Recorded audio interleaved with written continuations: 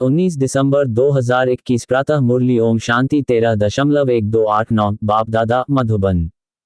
दिव्य ब्राह्मण जन्म के भाग्य की रेखाएं। आज विश्व रचयिता बाप दादा अपने विश्व की सर्व मनुष्य आत्माओं रूपी बच्चों को देख रहे हैं। सर्व आत्माओं में अर्थात सर्व बच्चों में दो प्रकार के बच्चे हैं। एक है बाप को पहचानने वाले और दूसरे हैं पुकारने वाले व परखने के प्रयत्न करने वाले। लेकिन हैं सभी बच्चे। तो आज दोनों प्रकार के बच्चों को देख रहे थे। सर्व बच्चों में से पहचानने वाले व प्राप्त करने वाले बच्चे बहुत थोड़े हैं और पहचान करने के प्रयत्न वाले अनेक हैं। पहचानने वाले बच्चों के मस्तक पर श्रेष्ठ भाग्य की लकीर चमक रही है। सबसे श्रेष्ठ भाग्य की लकीर है बाप द्वारा दिव्य ब्राह्मण जन्म की। दिव्य जन्म की रेखा अति श्रेष्ठ चमक रही है। पुकारने वाले बच्चे अनजाने भी मानते यही हैं कि भगवान ने हमें रचा है, लेकिन अनजान होने कारण दिव्य जन्म की अनुभूति नहीं कर सकते। आप भी कहते हो हमें बाप दादा ने दिव्य जन्म दिया, वह भी कहते भगवान ने रचा, भगवान ही रचता है, भगवान ही पालनहार है। लेकिन दोनों के कहने में कितना अंतर है। आप अनुभव से, नशे से, नॉलेज से कहते हो कि हमको बाप दादा माता पिता ने रचा अर्थात ब्राह्मण जन्म दिया। रचता को, जन्म को, जन्मपत्री को, दिव्य जन्म की विधि और सिद्धि सबको जानते हो। हर एक को अपना दिव्य जन्म का बर्थडे याद है ना। इस दिव्य जन्म की विशेषता कौन सी है?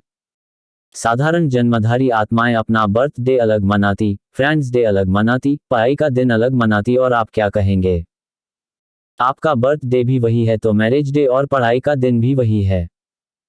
मदर डे कहो, फादर डे कहो, एंगेजमेंट डे कहो, सब एक ही है। ऐसा दिव्य जन्म कब सुना? सारे कल्प में ऐसा दिन आप आत्माओं का फिर कभी भी नहीं आता।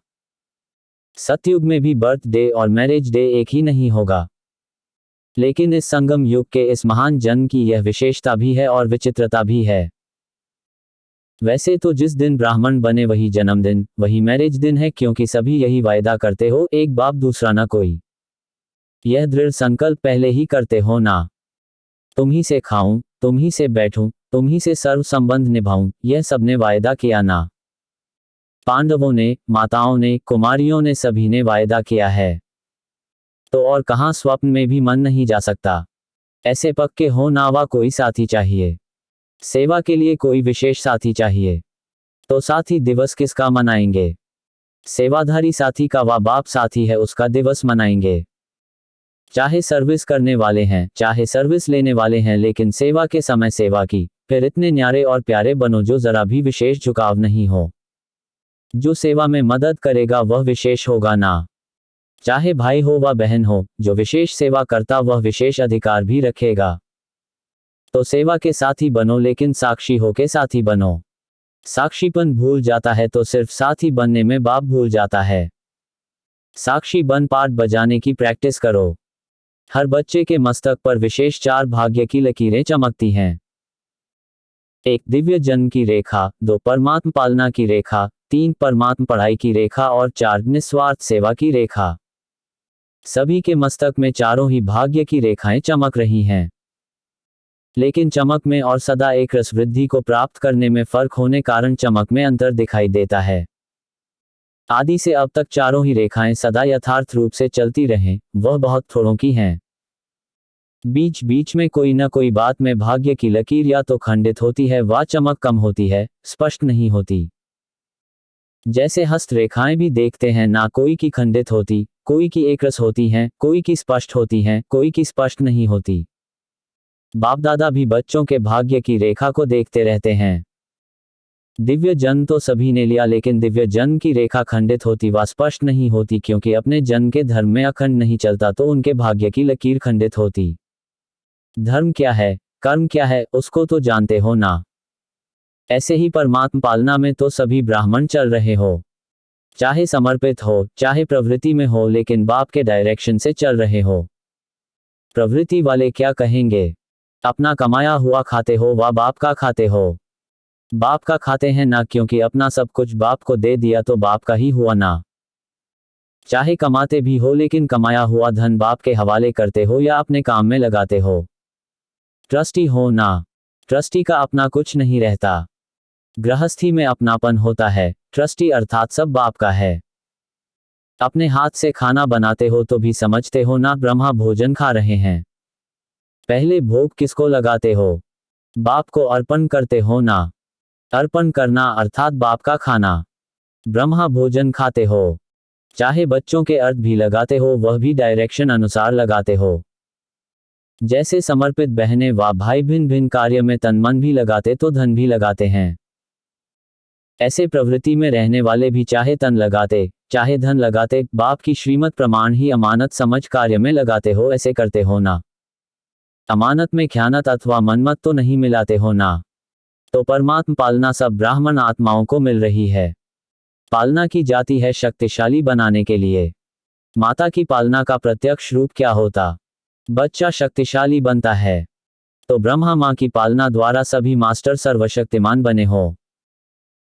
लेकिन कोई बच्चे सदा शक्तियों को कार्य में लगाते और कोई बच्चे प्राप्त शक्तियों को अर्थात पालना को कार्य में नहीं लगाते अर्थात पालना को प्रैक्टिकल में नहीं लाते। इसलिए श्रेष्ठ पालना मिलते हुए भी कमजोर रह जाते हैं और भाग्य की लकीर खंडित हो जाती है। ऐसे ही पढ़ाई की लकीर पढ़ाई का अहम ऑब्जेक्ट ही है श्रेष्ठ पद को प्राप्त करना। शिक्षक बाप पढ़ाई सबको एक ही पढ़ाता एक ही समय पर पढ़ाता। लेकिन जो श्रेष्ठ ब्राह्मण जीवन का व पढ़ाई का पद अथवा नशा है वह सबको एक जैसा नहीं रहता। फरिश्ता सो देवता स्टेटस को सदा स्मृति में नहीं रखते, इसलिए भाग्य की लकीर में अंतर पड़ जाता है। ऐसे ही सेवा की लकीर सेवा की विशेषता है जो ब्रह्मा बाप ने साकार रूप में अंतिम वरदान रूप में स्मृति दिलाई, निराकारी, निर्विकारी और निरहंकारी। निराकारी स्थिति में स्थित होने के बिना किसी भी आत्मा को सेवा का फल नहीं दे सकते क्योंकि आत्मा का तीर आत्मा को लगता है। स्वयं सदा इस स्थिति में स्थित नहीं है तो जिनकी सेवा करते वह भी सदा स्मृति स्वरूप नहीं बन सकते। ऐसे ही निर्विकारी कोई भी विकार का अंश अन्य आत्मा के शूद्र वंश को परिवर्तन कर ब्राह्मण वंशी नहीं बना सकता। तो उस आत्मा को भी मेहनत करनी पड़ती है, इसलिए मोहब्बत का फल सदा अनुभव नहीं कर सकते। निरहंकारी सेवा का अर्थ ही है फलस्वरूप बन झुकना। बिना निर्माण बने निर्माण अर्थात सेवा में सफलता नहीं मिल सकती। तो निराकारी, निर्विकारी, निरहंकारी इन तीनों वरदानों को सदा सेवा में प्रैक्टिकल में लाना, इसको कहते हैं अखंड भाग्य की रेखा। अब चारों ही भाग्य की रेखाओं को चेक करो कि अखंड हैं या खंडित हैं, स्पष्ट हैं या अस्पष्ट हैं। कोटों में कोई तो बन गए हैं लेकिन बनना है कोई में भी कोई। जो कोई में कोई होगा वही अब सर्व का माननीय और भविष्य में पूज्यनीय बनता है। जो अखंड भाग्य के लकीरवान है उसकी निशानी है वह अब भी सर्व ब्राह्मण परिवार का प्यारा होगा। माननीय होने के कारण सर्व की दुआएं श्रेष्ठ आत्माओं के भाग्य की लकीर को चमकाती रहती। तो अपने आप से पूछो मैं कौन? तो सुना आज क्या देखा? दुनिया वाले कहते हैं पालनहार है, जन्मदाता है, लेकिन जन्मदाता का परिचय ही नहीं है। और आप नशे से कह सकते हो कि जन्मदाता परमात्मा कैसे हैं, पालनहार परमात्मा कैसे हैं।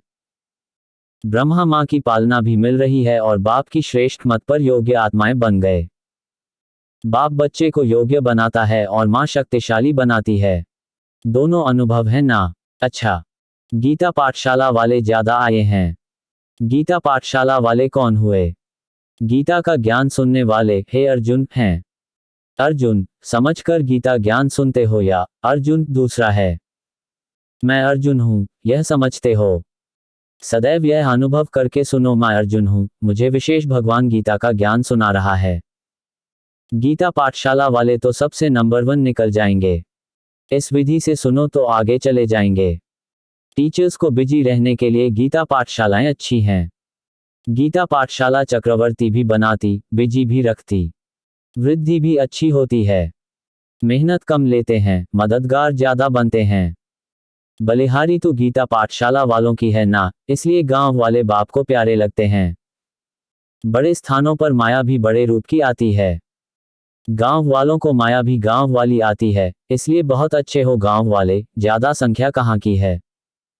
लेकिन अभी तो सभी मधुबन निवासी हो। सभी टीचर्स की परमानेंट एड्रेस कौन सी है? मधुबन है ना। वह दुकान है, यह घर है। ज्यादा क्या याद रहता है, घर या दुकान? कोई कोई को दुकान ज्यादा याद रहती है।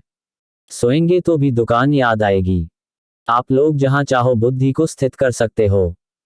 सेवा केंद्र पर रहते भी मधुबन निवासी बन सकते और मधुबन में रहते भी सेवाधारी बन सकते हो, यह अभ्यास है ना।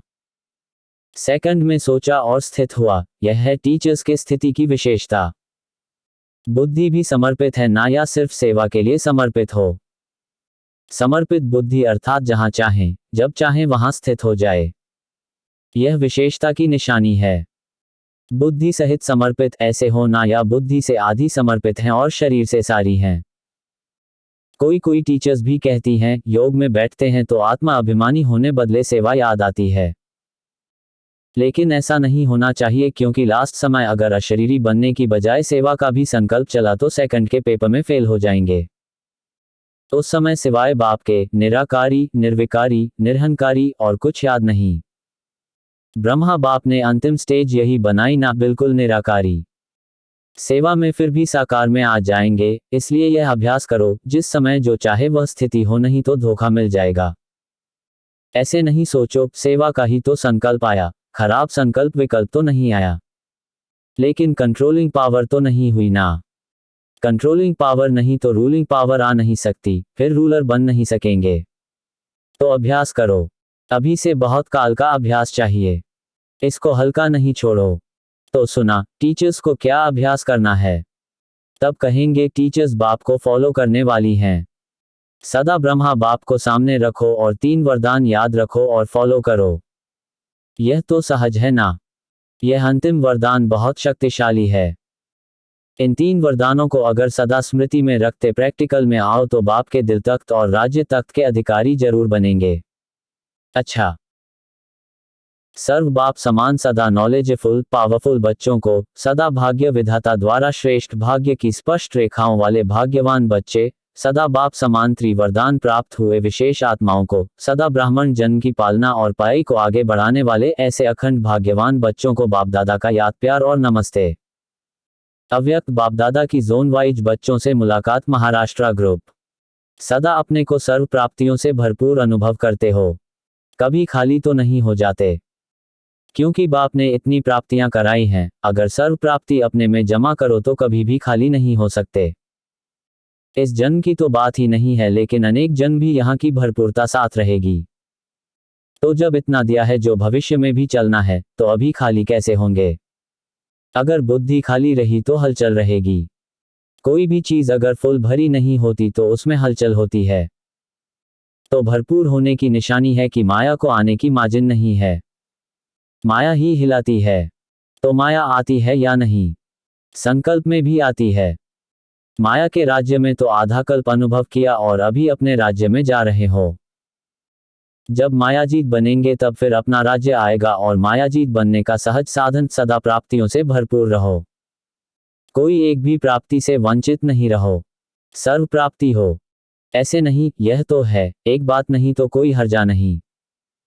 अगर जरा भी कमी होगी तो माया छोड़ेगी नहीं, उसी जगह से हिलाएगी। तो माया को आने की मार्जिन ही ना हो। आ गई, फिर भगाओ तो उसमें टाइम जाता है। तो मायाजीत बने हो। यह नहीं सोचो 2 वर्ष या 3 वर्ष में हो जाएंगे। ब्राह्मणों के लिए स्लोगन है, अब नहीं तो कभी नहीं।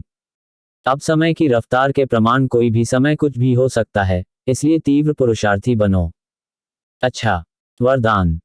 समय और संकल्प सहित अपने सर्व खजानों को विल करने वाले मोहजीत भाव। जैसे बच्चे को सब कुछ विल किया जाता है, ऐसे आप लोग भी बाप को अपना वारिस बनाकर सब कुछ विल कर दो तो विल पावर आ जाएगी। इस विल पावर से मोह स्वत नष्ट हो जाएगा। जैसे साकार बाप ने पूरा ही अपने को विल किया, वैसे आप लोगों की जो स्मृति है, समय और संकल्पों का खजाना है, उसे विल करो, अर्थात श्रीमत प्रमाण सेवाओं में लगाओ तो मोहजीत बंधन मुक्त बन जाएंगे। स्लोगन 1-2 का स्नेही बनने के लिए सरलता और सहनशीलता का गुण धारण करो। सूचना, आज मास का तीसरा रविवार अंतर्राष्ट्रीय योग दिवस है। बाबा के सभी बच्चे सायं 6:30 से 7:30 बजे तक विशेष अपने रहमदिल दाता स्वरूप, संपूर्ण पवित्र स्वरूप में स्थित हो सर्व आत्माओं को पवित्रता, सुख, शांति की अंजलि देने की सेवा करें।